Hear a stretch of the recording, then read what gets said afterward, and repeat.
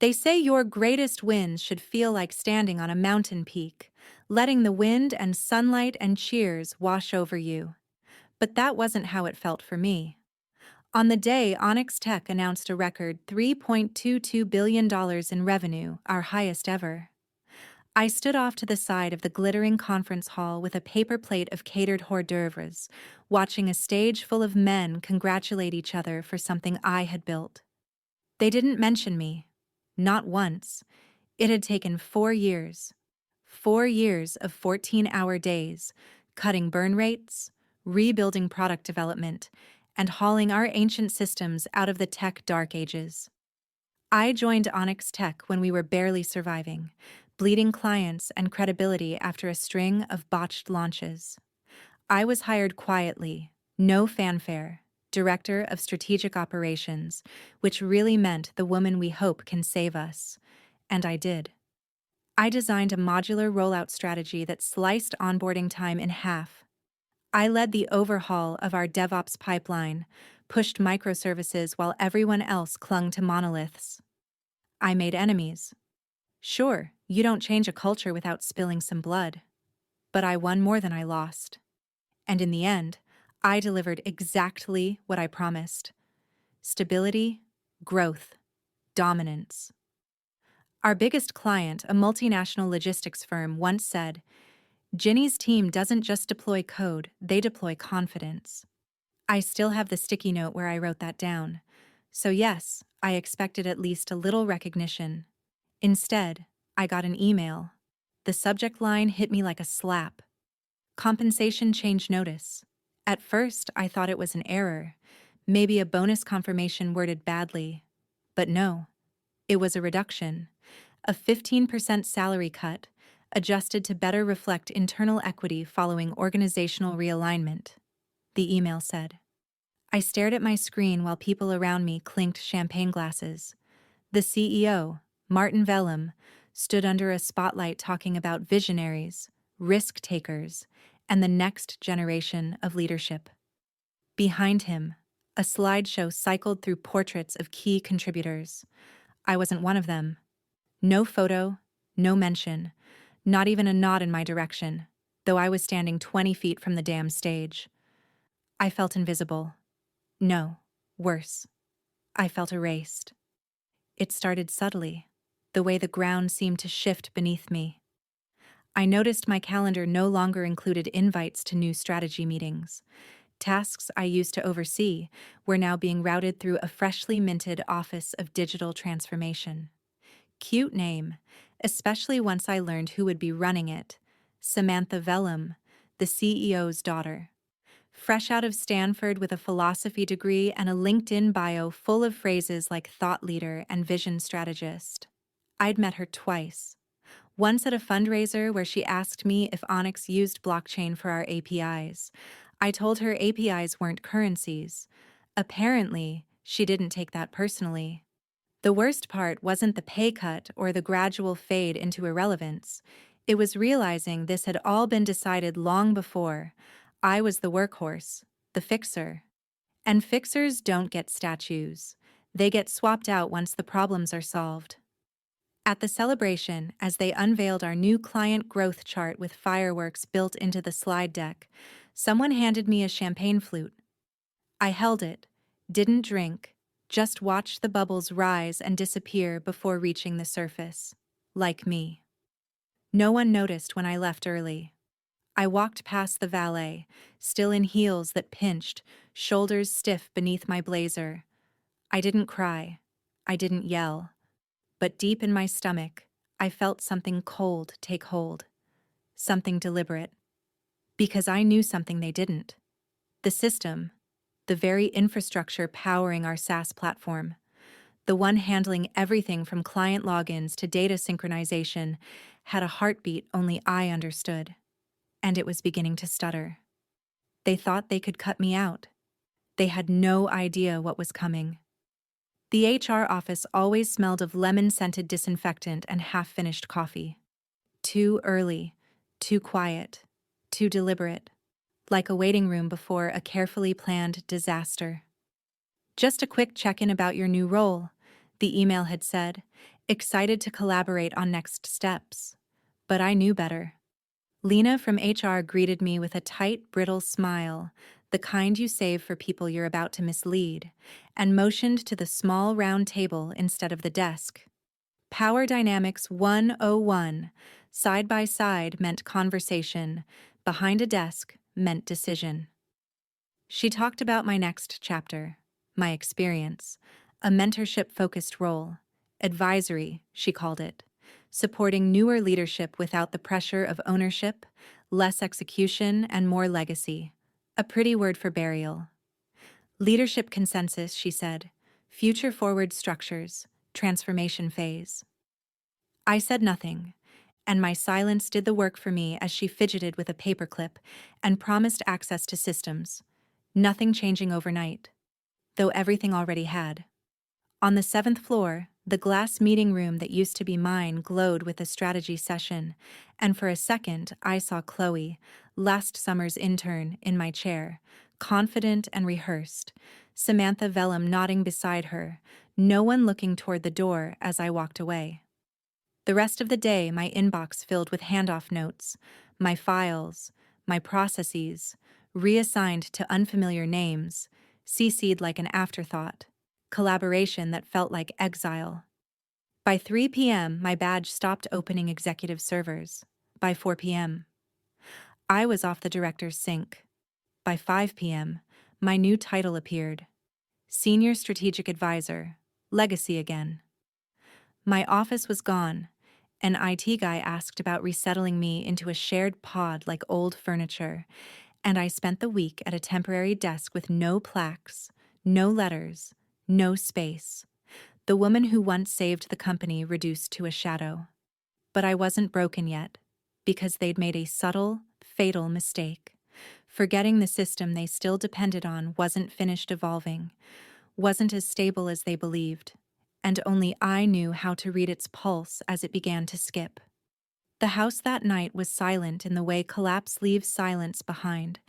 The celebration, the meeting, the HR ambush taking their pieces of me as I sat in the dim living room with only the clock and the fridge, streetlights flickering outside, boxes around me filled with old projects and proof my work once mattered. Until I found it without looking, the folder labeled Onex_framework, _V1, _confidential. My handwriting, my careful script. Inside was a printed copy of the original licensing contract I had drafted when I first built the modular operating system Onyx still relied on today. Back then, no one believed the company would even survive the year. Our software stack was a Frankenstein monster of stitched legacy code and abandoned vendors, so I rebuilt it from the ground up using a third-party architecture I licensed under my own name, paid for out of my pocket, because the company wouldn't approve the budget in time, and we were already bleeding clients. The terms were explicit. License valid for 36 months, subject to personal renewal by the original LE. Failure to renew within 21 days of expiration would result in full system lockout and automatic deactivation of core services. I read the line again, then again. My signature sat at the bottom. Mine. Not Onyx Tech's, not the CEO's. They'd never updated it. Too busy chasing rebrands and roadshows, assuming someone else was handling the details. And the expiration date was 19 days from today. They had no idea that the system they depended on, used by every client across time zones, industries, and currencies, was about to go dark unless I, Ginny Harper, renewed it. I leaned back, the paper trembling slightly in my hands. This wasn't revenge. I wasn't sabotaging anything. It was the natural consequence of forgetting where the foundation came from, of discarding the woman who laid it brick by brick. They stripped my title, my voice, my access, but they forgot one critical thing. I still held the keys. I closed the folder carefully, slid it back into the box, and pushed it beneath the couch. I didn't need to bring it to work. I didn't need to say a word. Let them smile on stage. Let them promote Chloe and Samantha and every fresh face they could find. Let them forget my name. In 21 days, the system would remember, and this time it wouldn't ask permission. I didn't need a hoodie or a basement, no dark screens or flashing code. This wasn't a movie. It was quieter, cleaner. I sat at my home office desk, coffee gone cold beside me, logged into the admin interface no one at Onyx had ever bothered to restrict. They took my title and my team, but not my credentials. They assumed the system fully belonged to them now. They were wrong. The core of the platform, OnXReam, was built around modular bridges I developed myself, not borrowed, not outsourced. My code, my logic, my proprietary methods. And when I licensed the architecture, I hadn't given away the crown jewels, I'd rented them. Now I was taking them back, line by line, function by function, extracting what was mine, not deleting, not sabotaging, just removing the essential elements that were never truly theirs. The first modules to go were the API harmonizers, tiny background processes that kept data flowing smoothly across dashboards, syncing time zones, currencies, and timestamps without friction. Invisible heroes. I'd buried them deep beneath layers of legacy code no one else understood. Without them came lag. The next morning, reports loaded 5 seconds slower, then 15, then stopped generating entirely for a few clients in Australia. I saw it in the logs. Null return on sync cascade. Harmless sounding, but it was the first crack in the wall. By midweek, the sales dashboard, one of Samantha's favorite tools, froze mid-presentation. Her assistant posted in Slack. Glitching again? Anyone know what's up with the client Delta tab? They didn't, because that tab ran on a query engine I'd written in my second year, an experimental script optimizing memory calls by redistributing server load on the fly. It wasn't documented. It wasn't open source. It was mine, and now it was gone. Emails flew behind the scenes. Vendor latency was blamed. Engineering suggested clearing cache. One junior analyst even floated a DDS test by cybersecurity. No one checked the right place. No one asked me, because I was just a legacy advisor now, background noise. But the system knew me. It recognized my touch, and now it was responding. The glitches stayed small, isolated, intentional. This wasn't a storm. It was a drip, a leak in the ceiling no one notices until the roof collapses. I didn't feel proud or triumphant, but I did feel something I hadn't felt in weeks. Control. Chloe started wearing heels to the office, not because she needed to, but because she wanted to sound important when she walked. You heard her before you saw her. Click, click, click. Punctuation marks announcing her arrival. She was still technically shadowing Samantha, but lately she'd begun introducing herself as the director's liaison. The role didn't exist, and no one corrected her. She'd started replying to emails meant for me, even stepped into one of the recurring syncs I used to run, presenting it as an opportunity to explore fresh perspectives. It wasn't malicious, not exactly, just overeager and ambitious, that clumsy, sharpened kind of confidence that mistakes volume for competence. On Wednesday afternoon, I passed a breakout room and overheard her on a call. I think we're going to sunset some of the legacy logic. It's creating data artifacts, she said brightly. I flagged the Ginny modules for review. The Ginny modules. I stopped walking. She said it like they were dusty leftovers from a forgotten era, outdated scraps to be swept aside so she could build her paper palace on clean ground. It was almost funny. Almost. Later that day, I walked into the analytics room, the glass-walled space with the massive dashboard that once pulsed with the heartbeat of our systems. Chloe was already there, leaning over error logs, firing off theories at an overwhelmed IT intern. I didn't announce myself. I stepped up behind her, leaned in, and said quietly that the data artifacts weren't coming from the modules. They were the result of disconnected bridge variables, something that only happened when the mapping layer was disabled. She blinked. I didn't disable anything. No, I said evenly. But you told the team to stop loading the legacy reconcilers. Those are the mapping layer. She bristled, said she was told they weren't essential anymore. By who? I asked. She didn't answer. The intern shifted in his chair. I turned to him with a calm smile and explained that the system was reverting to default sync logic, which couldn't handle multi-point currency drift without the patch layer, which was why Q3 projections were returning null. He nodded, relieved. Chloe stayed frozen.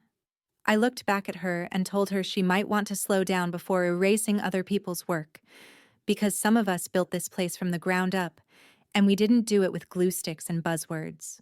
She flushed, tried to recover, said she was just trying to optimize. Wasn't that the goal? I let the silence stretch a second too long, then told her to optimize all she wanted, but not to. Pretend she understood what she didn't, because that wasn't leadership, it was performance. I walked out.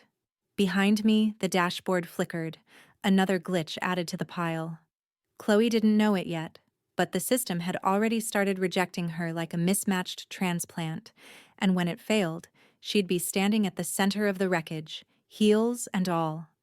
By Friday, chaos had learned how to walk. The glitches were no longer isolated.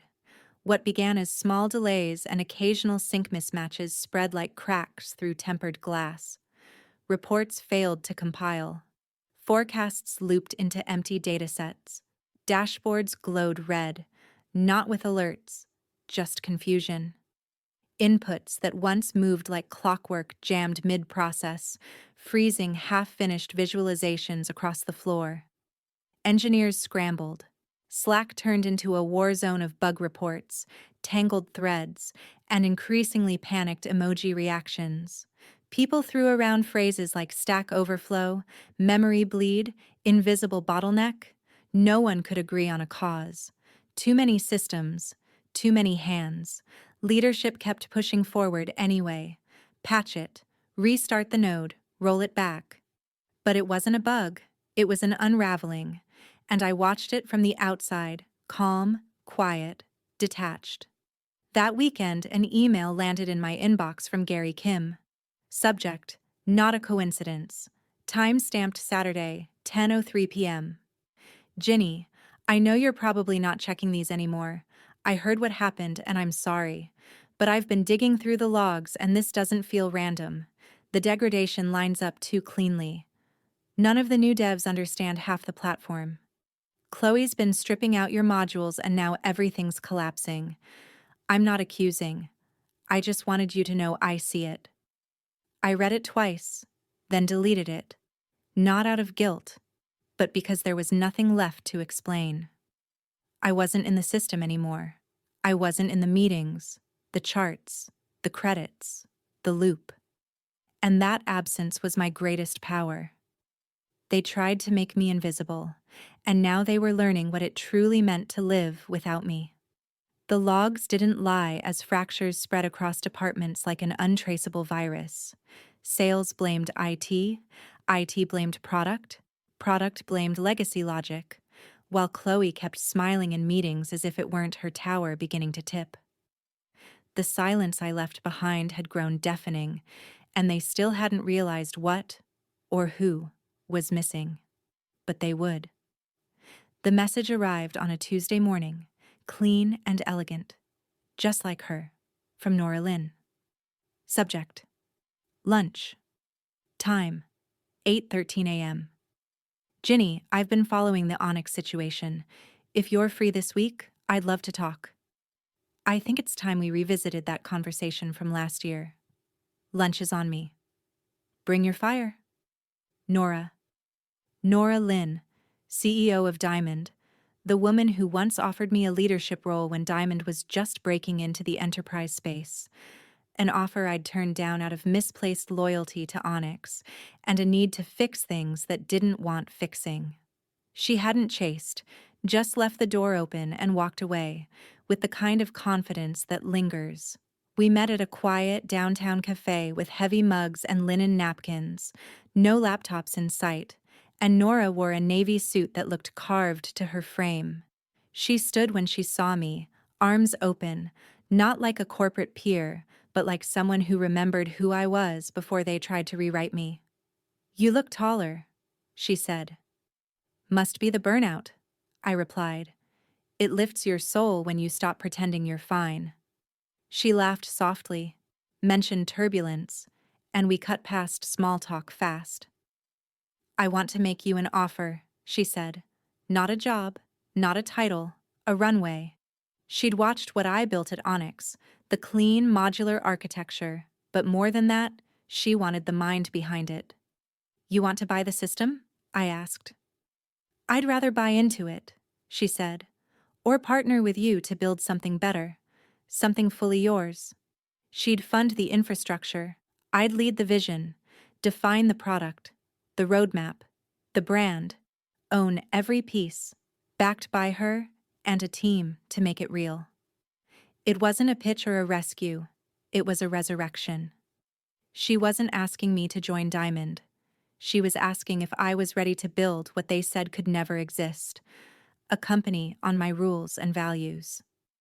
I looked out the window at a world that kept moving without permission and realized what I felt wasn't bitterness or fear. It was freedom. The first time in months, maybe years, I wasn't calculating relevance inside someone else's machine, but imagining what I could build myself. "Let's talk terms," I said. The Onyx building looked the same when I returned. Cold steel, blue glass, that hollow mural promising integrity. And I passed security, the new receptionist, unnoticed.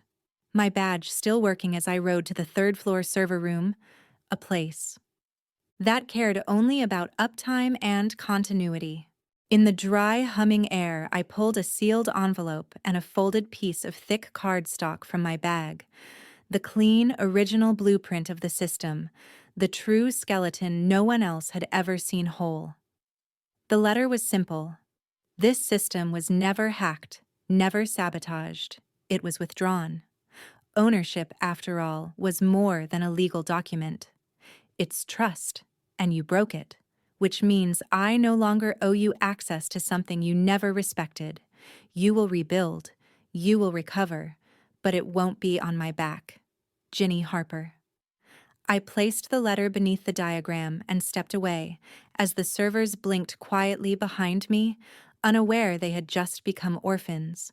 And as I left the room, I nearly collided with Chloe in the hallway, clipboard in hand, eyes wide with manufactured urgency, both of us freezing in place.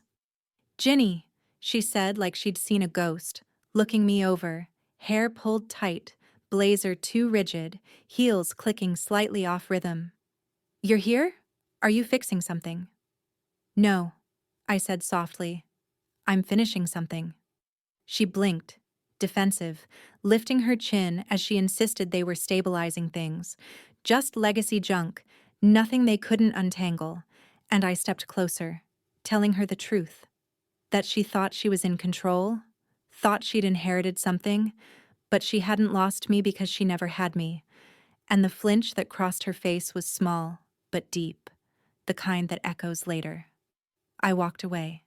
The elevators feeling slower, or maybe I was simply ready. Not angry or broken. Just done. Knowing Onyx Tech could erase my name from speeches, credits, and systems. But never the reality that the heart of their success was something they never understood and had now lost. The collapse didn't come all at once. It never does. It started quietly, like a fracture beneath polished marble, as customer service lines backed up, sync logs vanished across Asia-Pacific, European dashboards refused to load, and error reports fell like confetti until the infrastructure buckled, APIs timed out, recovery protocols failed because my scripts were gone, and the system grew confused, running a language it never learned. Panic spread at HQ. Fingers pointed, Slack burned with escalation messages. Chloe went silent. Samantha hid behind strategy. Martin Vellum burned through investor calls. And I watched calmly from my laptop, sipping tea, not hacking, just observing public logs and red flashing monitors as screenshots spread online. Clients walked, stock dropped, and the tower filled with shouting as they finally understood this wasn't sabotage, it was dependency. Invisible scaffolding they'd removed without knowing what held them up. And now, under cool blue lights in a packed auditorium, cameras hovering, Vaunt looping silently on the screen as the future of adaptive intelligence, I stepped onto the stage, not to applause, but to surprise. Recognition flickered across a few faces while others squinted and whispered, a name they hadn't heard in a while, but hadn't quite forgotten. I wasn't wearing a suit, just a simple black blazer, a soft blouse, and the ease of someone who no longer needed permission to exist. No music, no hype, just me. A single spotlight, a breath, and then my voice. I didn't leave the system. Pause. 1,000 held breaths. I rebuilt it. The silence shattered, sharp and electric, followed by applause that wasn't polite or professional, but overwhelming, uncontainable, real. This was recognition. This was vindication. The screen behind me shifted to side-by-side diagrams, one labeled On Extreme, the other Vaunt. Identical at first glance, until the differences emerged. Cleaner logic, smarter infrastructure, evolution rather than imitation. Online, the moment detonated. Hashtag Ginny Harper trended within the hour. She was the brain behind Onyx all along. Onyx collapses as she rises from the ashes. Salvix's secret weapon wasn't a product. It was a person. I didn't scroll through the comments because I didn't need to. The moment I stepped off the stage, Nora was waiting in the wings, eyes bright. That, she whispered, wasn't a launch. That was a reckoning. I smiled, not for them, but for me, for every late night no one saw, every boardroom dismissal, every stolen credit and rewritten report. I didn't burn their system down. I built something better. And this time, my name wouldn't disappear. Chloe watched the live stream from her desk, frozen, my name and face filling the screen like something unreal as the announcement echoed through the sterile quiet of the Onyx office. It took a second to sink in. I hadn't vanished or crumbled or faded the way they assumed. I had simply outgrown them. Chloe felt something worse than anger or jealousy, regret. She hadn't meant to push me out, or at least she told herself that. They'd laughed together once, shared lattes during onboarding, and she had admired me, truly. But titles were handed out. Ambition grew louder than gratitude, and she assumed I'd always be there, stable, safe, a fallback. She mistook proximity for power, thinking brilliance transferred by standing close, never realizing you earn your light or live in someone else's shadow, and now that shadow was gone. Headlines sang my name, Salvix stock soared, Onyx sank, and Chloe sat in the same chair I once occupied, surrounded by wreckage she didn't know how to rebuild. I hadn't destroyed anything. I had taken myself back. The lesson was simple. Don't confuse grace for weakness, and never mistake quiet for insignificant. Some people don't shout. They rise. Ginny stood on the rooftop terrace of Vaunt's new headquarters. 4 floors of clean glass, curved wood, and intentional silence, built for thinkers, not talkers. The city humming below, while the noise faded above. She watched her team through wide windows, designers, engineers, strategists who chose honesty over spectacle. Vaunt was thriving, securing its 3rd enterprise partnership, quietly courted for a global health infrastructure overhaul, investors calling daily, media calling her a visionary and disruptor, praise she no longer needed. The reward was simpler. She was free, respected, building without betrayal, Her name on every blueprint, her rules, her vision. And when she entered a room, people listened because she had something worth hearing. Chloe remained at Onyx Tech, the office smaller now, quieter. The energy shifted like everyone pretending they hadn't watched the walls crack. She survived the fallout, barely. Demoted after the third client left, her title erased without announcement, her work reduced, meetings fewer, whispers following her like an ending already written. She wasn't angry at Ginny anymore. She replayed every silence, every moment she failed to speak. Finally understanding Ginny hadn't just been a mentor or colleague, but a shield she let them dismantle. Now she watched Vaunt from afar through press releases and demos, sometimes thinking about reaching out just to say, sorry, just to say I didn't see you until it was too late. But she never typed the message.